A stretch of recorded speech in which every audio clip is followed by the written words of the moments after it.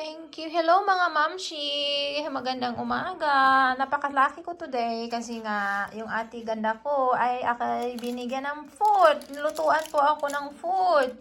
Kaya tingnan nyo po guys. Arroz caldo. Ay, no.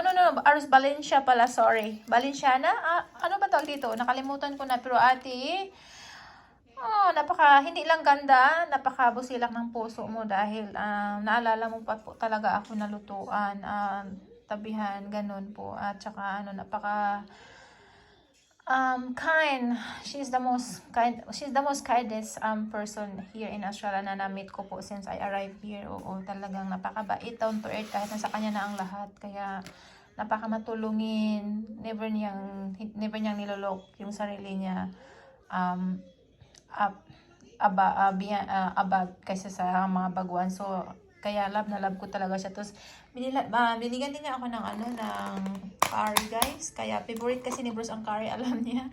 Tapos, ayan po, marami pa po. And then, isang bottle lang peanuts, guys.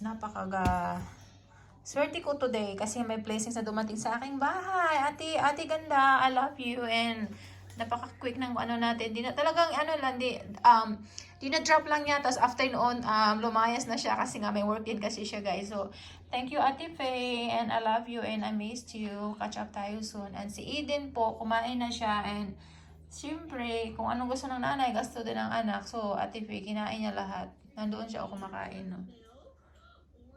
Ayan, no? Nagpuyo din, finally. O, diba? Ayan, no?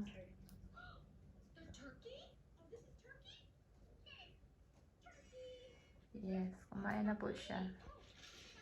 Kung anong gusto ko, gusto din niya. So, thank you, Ate Ganda. And, ito, napaka-tamis, napaka-sweet. So, yeah. Tara, guys. Bon appetit na po. Bye. Thanks for watching. Bye-bye. Merry Christmas, everyone.